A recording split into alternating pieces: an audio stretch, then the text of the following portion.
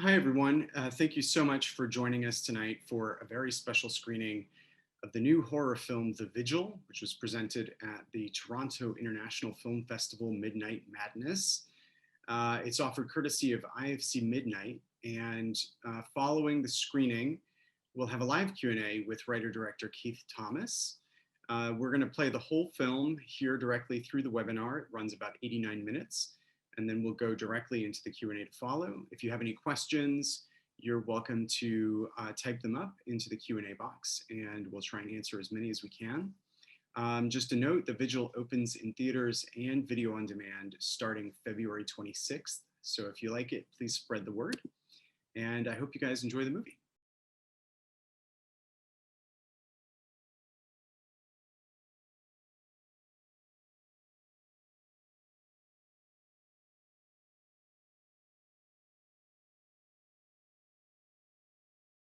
Hi, everyone.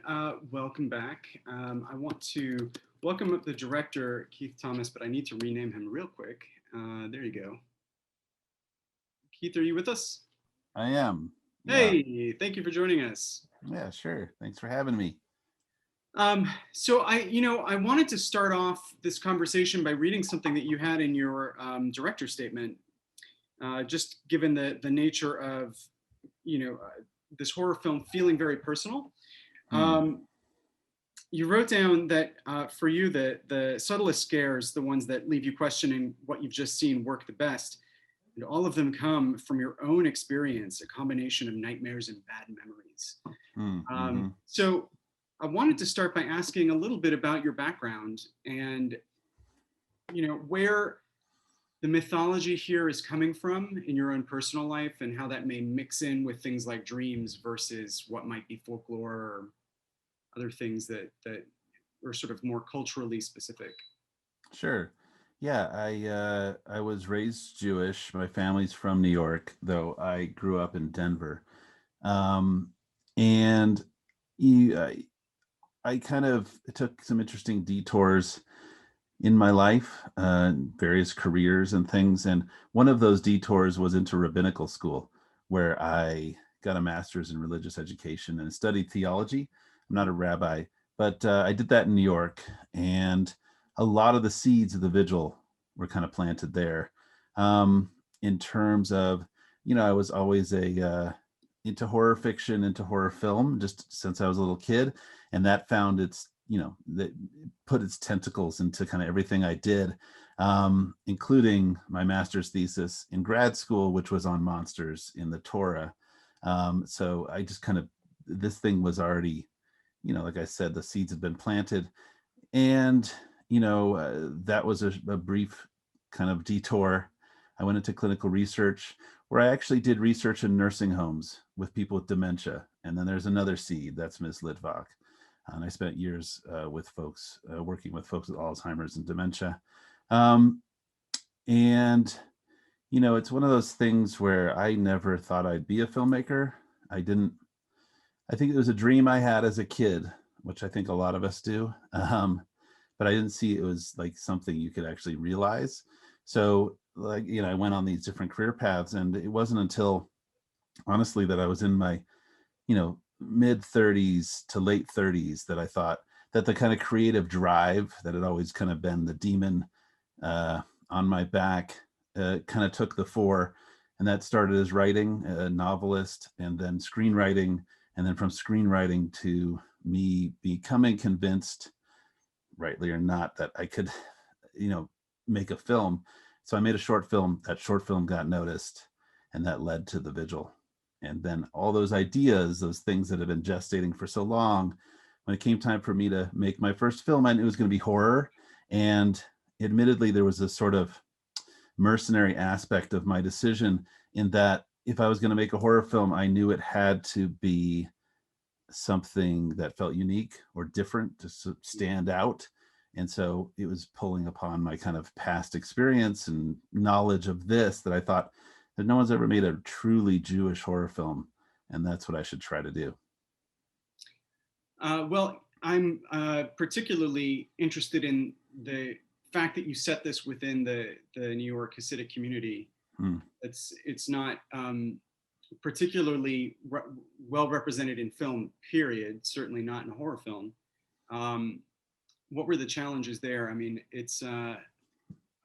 again, it's a world we don't get access to very often in media. Yeah, that was the exciting part.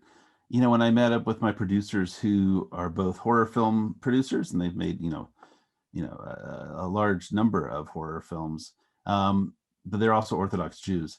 And so it was kind of like, if we're going to do this, we got to go full Jew. Let's go all the way into the community. So it was exciting. It was fun. And in fact, my script originally had kind of already had that element. It just made sense to me, Jews, more secular, or, more modern, Jews who are involved in secular life are not that superstitious. So it felt like, if we're going to be dealing with a Jewish demon, it's got to be in that community, in a place where this is, more often believed in. So that just made sense. I don't speak Yiddish. And so that was a challenge. I knew that being there, we are going to have a lot of Yiddish in the film. So, it involved a lot of translating, and then just filming in the community. It had its challenges, but honestly, that was exciting. And I mean, it's like indie film kind of stuff in terms of, you've got your permits. I didn't want to shoot guerrilla style on the street by hiding the camera and kind of just running, gunning it. I had a certain look I wanted, and that required, dolly tracks on the sidewalk and a big camera and a big crew. And there's no hiding that. So the community was there. They were very curious. But for the most part, they understood that what I was doing was not poking fun at the community, that it was just, this story was set there. And, almost everybody involved, and certainly in the cast, were all Jewish. And a lot of them came from that world. So there's a lot of familiarity. Did you have to like sit down with some of the elders or some rabbis and sort of get the blessing? It seems like if you're getting all of that, if you're being welcomed, there must have been something that you did to gain trust in the community. We had some kind of rabbis on staff, essentially. One of our executive producers is a rabbi. And so he was able to talk to the community. And Menashe Lustig, who plays Reb Shulam, he lives in the community. He's got 1 foot fully in the community and 1 foot out in this kind of odd. There was actually a film called Menashe that kind of introduced him to the world a few years ago. That is essentially the true story of his life. And the success of that kind of led him to explore more. So yeah, we had folks on the ground, and I had a lot of meetings with people in terms of, it was both trying to represent the world within the community, but also the world of the people who left. So for example, at the opening scenes, we have this meeting, this meeting that takes place around a table. And everybody at that table, other than Dave Davis, were part of the community and had left the community, or, were in that process. So that was almost like a real support group meeting that was going on there. Did you sort of have to leave his crisis of faith a little bit open-ended at the end to gain the approval? No, not necessarily. It was more my approval. I really wanted to keep it focused on his experience. And I didn't want to give an answer in terms of, is he going back or is he leaving? Because honestly, I feel like he is neither, that he's chosen to walk this middle path of trying to have both in a way. Who knows how long that can last, but I've had that experience myself. So it's kind of like my own sort of journey, rejecting some, embracing others. Some of the great religious horror often really is about a crisis of faith in the protagonist. And so to start with your character having left, potentially coming back, that obviously gives us a lot in terms of our sort of the compellingness of the character. Can you talk about deciding to have that be a central conflict for the movie? Yeah, that was once I kind of had the idea of a shomer, and this was a great setup for a horror film. It was like, who is this character? We're going to be with one person for most of it. I love finding a character in crisis. I don't necessarily, I'm not as interested in the story of the crisis. I'm interested in that moment of crisis and how they're going to figure their way out. it's also a story of, right, this guy who's left who has to go back, and that's reflected kind of throughout the film. He gets out of the house, he has to go back. I like that sort of, there's a great tension in that, in terms of you've spent all this time trying to get away from something, get out of something, and you have to go back. There's just a ton that's just very rich in terms of like interesting things you can do with the psychology of a character. And it sets up something that I think is inherently sympathetic, which you need. You have to identify with this guy, even though he's lived this very different life, that we've all had dark nights of the soul. We've all had moments when we've been afraid and questioned, and these existential sort of crises. And it felt like this was a way in to explain this guy, to make him relatable, and that he's attempting to live in the secular world, and he's listening to modern music, and he's living this sort of life, and he's trying to dress like he's, not in the community, but still the roots are there, and he can't deny it. And part of the crucible for him to overcome, or at least move through his issues, is going to be going back into the community that he left. You mentioned earlier I guess you were doing research in the Torah to find what kind of monsters there are. Mm-hmm. And I'm curious, first of all, what else did you find? But how did you settle on this? Yeah, there are a lot in the Torah, in the Bible, that are fascinating. And there's kind of the folkloric sort of Jewish monsters, like the golem that people might be familiar with, or the Dybbuk. And there's been a bunch of Dybbuk movies. So I felt like that was a little played out. So yeah, it was kind of just digging in there. The Mazik, which is Hebrew, it means destroyer.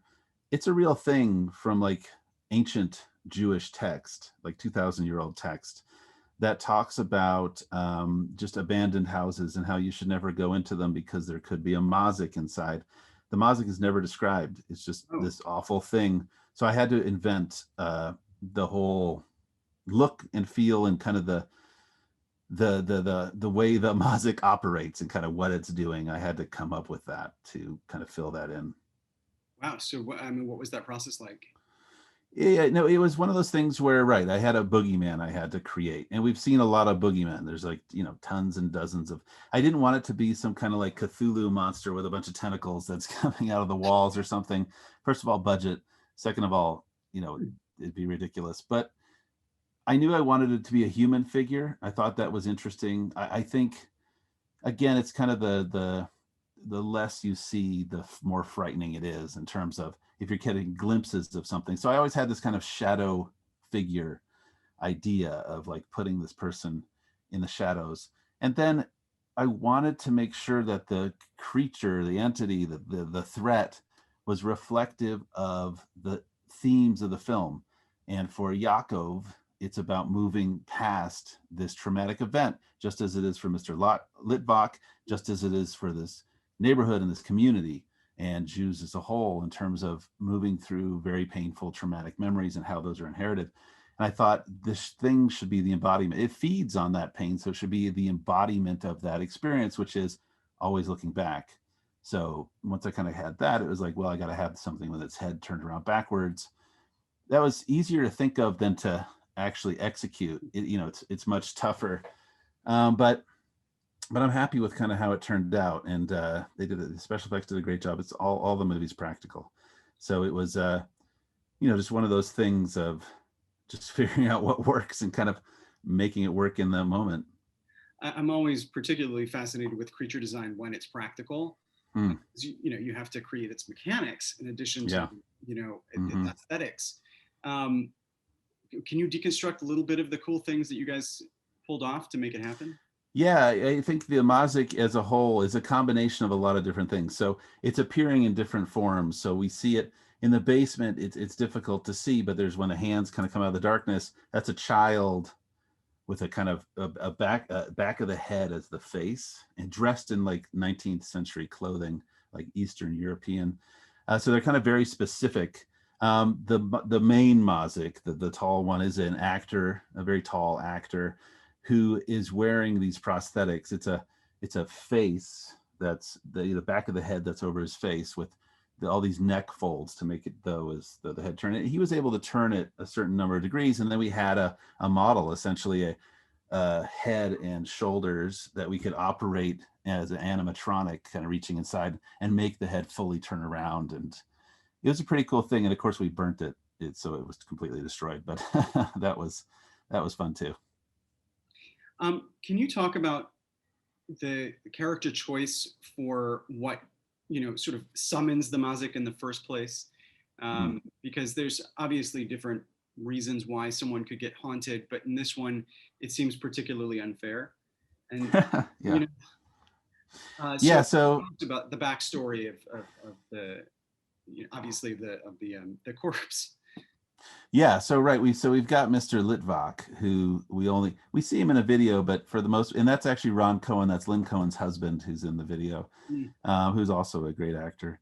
But we meet him as a corpse, and we have this fragmentary imagery of the Holocaust, wherein essentially here's what's happening, right? He's showed up at the camp, he's being forced to kill this woman, and in that act, in that sort of lowest of low, the Mazik comes crawling out of the woods, because it's like a tick that's like found warmth and it's going to feed. So it's attached itself to him.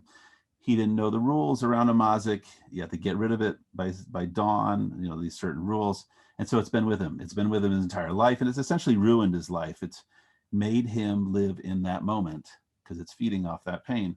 And so when he died, it's loose in the house, right? It's hanging around, and there's all sorts of kind of interesting Jewish theology around the body and how the body's treated and what's going on there in terms of the soul. And then the Mazik's looking for another host. And of course, Yakov shows up, and he's damaged. He's got this very traumatic past and a mental illness, that's PTSD essentially, that's come from it. So he's dealing with that. And the Mazik's kind of latched onto that. It's interesting, in Judaism, there isn't a hell and a devil the same way there is in Christianity. It's not oppositions. There's no sort of opposing force or evil. Demons in Judaism are just another aspect of God. They're tests. It's just like the book of Job. So a Jewish demon, while it may feed upon somebody for their whole life, like an animal would, at the end of the day, it would want them to try to defeat it. It would want them to try to succeed. And that's essentially what's happening here, is Yaakov's being pushed to the point where he has to make his choice, where he has to defeat his personal demon, essentially. And in a way, that sort of exorcism, which we kind of have two of, is the intended goal the whole time. I want to take some questions from the audience, and I will sometimes bring people over so that we can get some more people to pop on their videos. But before I do that, I know you're also a novelist, and those are two very different disciplines, between screenwriting and writing a book. Can you talk about like having to switch off the novelist in your brain when you were writing the script? It's hard. I think when I first started as a screenwriter, it was very hard to switch that off. It wasn't that my scripts were like 200 pages. It was just that there was, novels are about interior monologues, and it's just that interior experience that's very hard to translate into a script. A novel, you can go anywhere, do anything, and it's kind of limitless, and you've got as many pages as you need, and you can really expound on things, whereas scripts are so stripped down. So there were times where I was actually writing a novel and a screenplay at the same time, kind of just burning at both ends, trying to get multiple things done. And that switch over from writing one in the morning to writing the other in the afternoon, evening, was so hard. But I found screenwriting liberating, honestly, because novels have no rules. Essentially, you can whatever. Screenwriting obviously has a lot of rules and there's a lot of structure, but I actually found that very freeing. It was really great to have guardrails up and to say, and to kind of find interesting forms within the function, and play with that.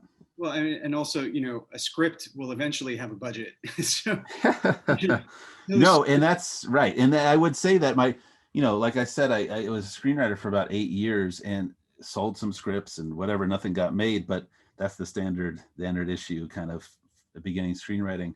But my earliest scripts were, they would have been like $200 million movies. Some of them and these were working with studios and stuff, but still looking at it now, it's like absolutely ridiculous. They're, they're just producers' ideas that you're kind of throwing on a page, but there's no way anyone's going to make them. A novel, you can do whatever you like.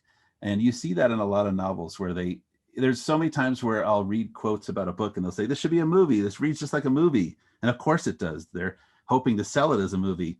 But if you actually break it down, each chapter of a book could be a 2-hour movie. It's very difficult to strip a novel down and adapt it that way.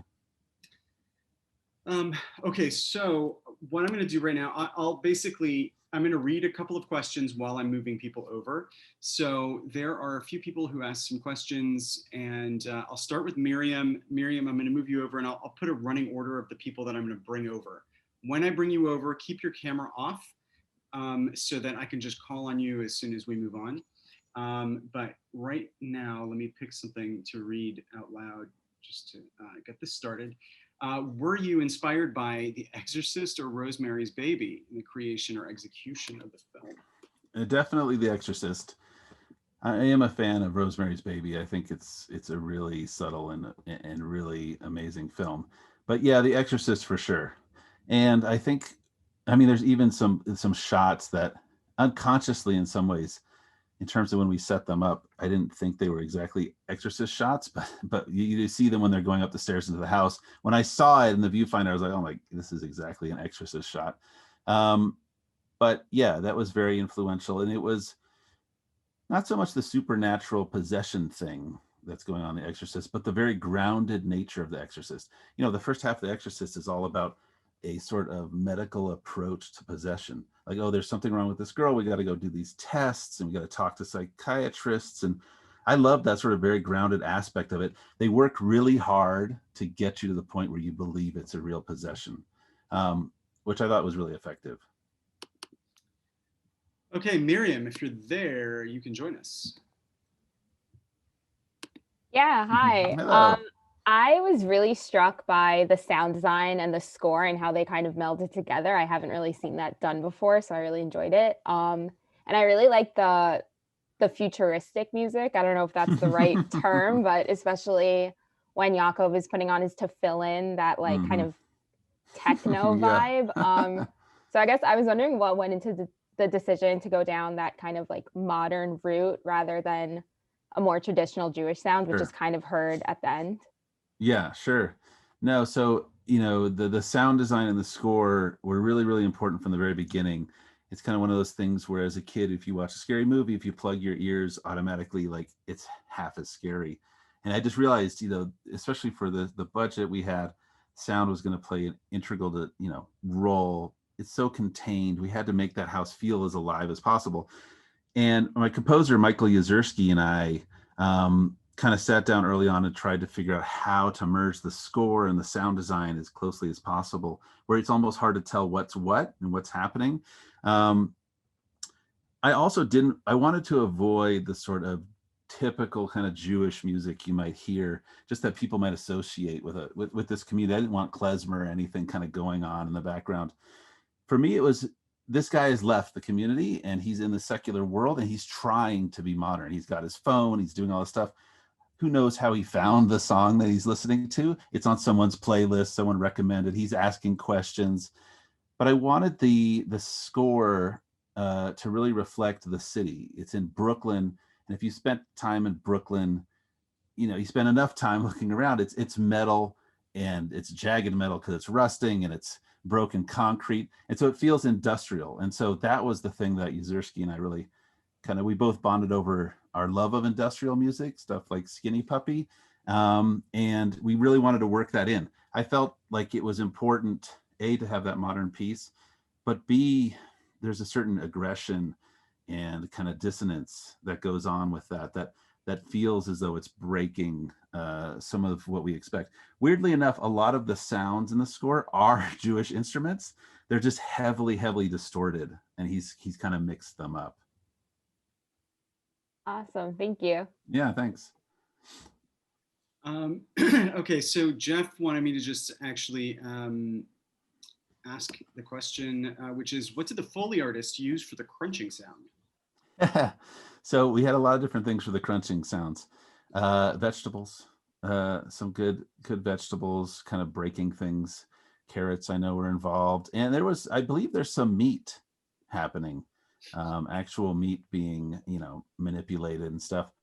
They used a lot of amazing. They were really great. They used a lot of amazing. So many of the Mazik sounds, kind of the haunting whistles and things, are really just weirdly manipulated office furniture. It's kind of crazy where they come up with stuff. Okay, let's move on to Diane. If you're there, Diane, you can join us. Hello. Hi. Let me just start the video. Hi. Hi. Well, I really enjoyed the film. I had to watch it with all the lights on. My question was, at the end of the film where he's walking out on the sidewalk, he sort of has this pain on it in his side. Were you trying to say that the Mazik is still with him? Yeah, it was essentially it's a tip of the hat to that idea. I wanted to keep it relatively vague. It's either just like another ache and pain of just, oh, that was a hard night, and oh, here's a little stitch in the side. At the same time, right, it's this sort of, can you really leave these things behind? Do they really let you go? Which is, what that final sort of very final out of focus image thing is about, in terms of, it's interesting that very final image where Dave is kind of left frame and we see something, a black blob, come down the stairs and kind of move towards us. It's, I've heard so many different readings of that. There's some people who don't see it. There's some people who assume, oh yeah, that's the Mazik, or that's just a rabbi or something. I don't know if there's necessarily a right answer to that. Again, I wanted to keep it pretty vague, but yeah, I like the idea that it's not such a thing where you could totally be free. You can cleanse, but it's still there to a certain extent.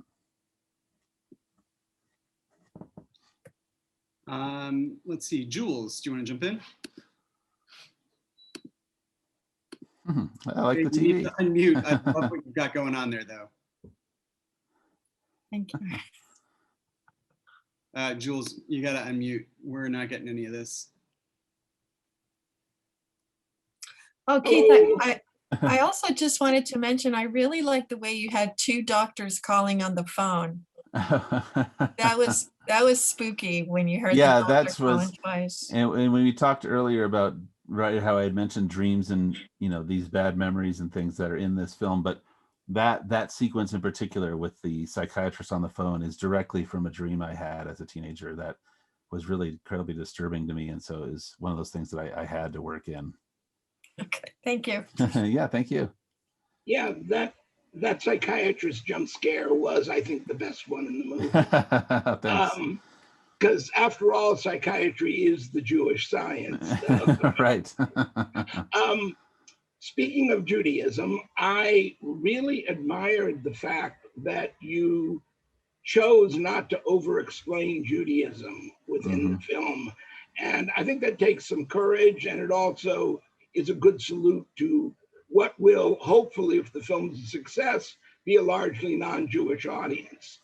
Was that intentional? It was one of those things where I needed to translate the Yiddish because most of the exposition's happening in Yiddish, and we had to get him to the house. We had to explain what's going on in the house, and that was going to be done in the Yiddish just because it was authentic to the community. But I didn't want to translate the Hebrew. I kind of fought that. And I also didn't want to explain the putting on of tefillin that he puts on in the sort of spiritual Evil Dead 2 kind of moment.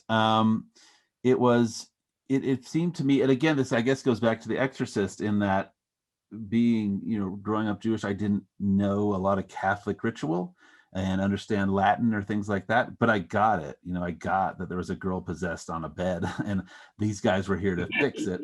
So it seemed to me that audiences would get this too. They didn't need to know the Hebrew and understand the prayers. Even if I had subtitled them, I don't know if it wouldn't have even added that much. It's more important that he's saying the words, that he's believing these words, particularly in the hallway sequence where he is saying the prayers, the Shema, which is kind of the watchword of the faith. It's the foundational prayer of the faith.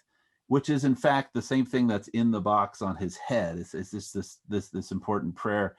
So it felt both more true to the community and the faith, as well as it's something that if someone is reading subtitles, it would just distract them. It would just kind of pull your eyes off the imagery. Well, also, yeah, the laying tefillin becomes, whether you understand it or not, it becomes girding for the battle. Right. You know, Yep. it's that very traditional moment when you get ready to go to battle and you put your arm. 100, right. It's 100%. It's always that right there around, you know, right when you're getting into the third act, or just a little past the opening of the third act, that sort of, right, that readying for battle. You know, there were early drafts where I was toying with the idea of like Dutch angles and dollying in on it to make it even more sort of the armor thing, but it didn't feel right. So I wanted it to have a more atmospheric sort of feel. Well, I wanted to thank you for the film. It's a little gem. Thank you. Thanks so much. And thank you, Jules, that your whole setup there is. All right. Take care. I'm going to move you back over. Okay. Okay, Raj, you got to unmute because there you go. Hey. Thank you, Alex, and thank you, Keith, for sharing the film today. As you were the writer and you published the books prior to it, are those your books were also in the same kind of subjects? It was a totally different subject, am I right? I have not read the book, so. No, yeah, pretty different. Very different. One's like a thriller with, I suppose, a certain supernatural overlay, and the other's essentially a science fiction novel, just a very grounded science fiction novel. I think the themes are similar. I don't know. I just can't lose the same sort of themes that I'm always attracted to in terms of crises of faith and stuff.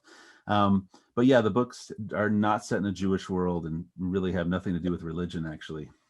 So do you like the presenting the film than the writing the books better, or? Yeah, you know, so far I do. I do prefer screenwriting to novels. I had a lot of fun writing the books, and I did that for a while, and I worked on a lot of, you know, other people's novels. And it's fun, and it's cool to explore, but it's a lot more work in a lot of ways. You're writing. For each book that I published, I wrote like an additional 600 pages that I had to cut or whatever, because it takes a lot to take this very formless thing and put it into a structure, whereas screenwriting is just so precise. It's nice, liberating. And being in a virtual compared to the film festival and all, how do you enjoy screening the films in a virtually nowadays? Yeah, I've been lucky. I'd like to have to talk to us through a computer. Instead, you know, it's been interesting. I've been lucky that, so the Vigil premiered in 2019 at Toronto International Film Festival in the Midnight Madness section, which was amazing just to have that Midnight Madness crowd. And then I was able to see it in Spain. It was at Sitges, and then it was in France. So I had a number of theaters before the lockdown, before the pandemic really got started. So I had the opportunity to see it in theaters with audiences, which was great. But I like this too. It's interesting. I think people watching it on their own screens in their own homes with headphones, they're picking up a lot more of certainly the sound design than they were in the theaters. And, you know, obviously theater to theater, it's going to be different. Some are, you know, correctly set up for whatever you're doing.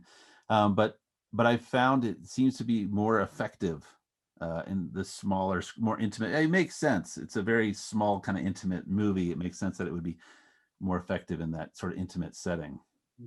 For us, Ago is Alex made our days in the pandemic time so good that we enjoyed the different kind of films.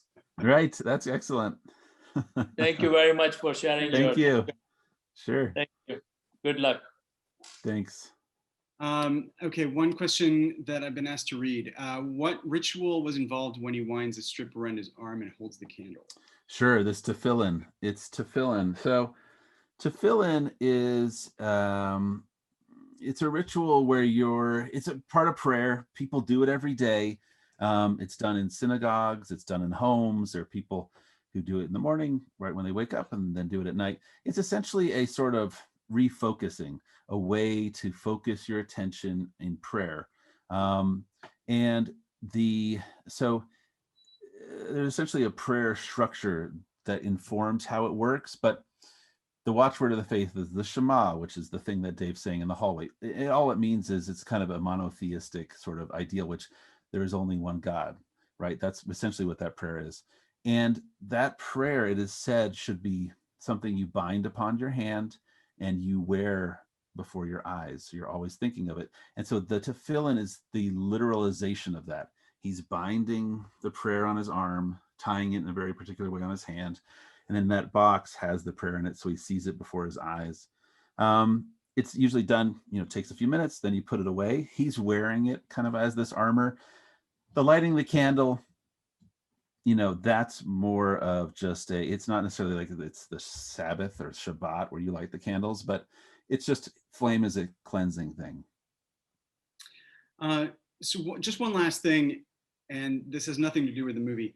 I'm a collector of physical media, and I am like drooling over whatever you can you, what's going on your shelves there? What's going on back here? Yeah. It's right. It's that sort of collector mentality of I like physical media, and I've been a film fan for a very, very long time. It's a little deceptive in that that's a mirror, so you're seeing, but yeah, there's a lot of, so it's just a lot of Blu-rays and box sets. I'm one of those guys who, I like a lot of different movies that are not readily available, which can be challenging, but so the multi-region player, and then a lot of this sort of stuff is from Europe. But I tend to work best.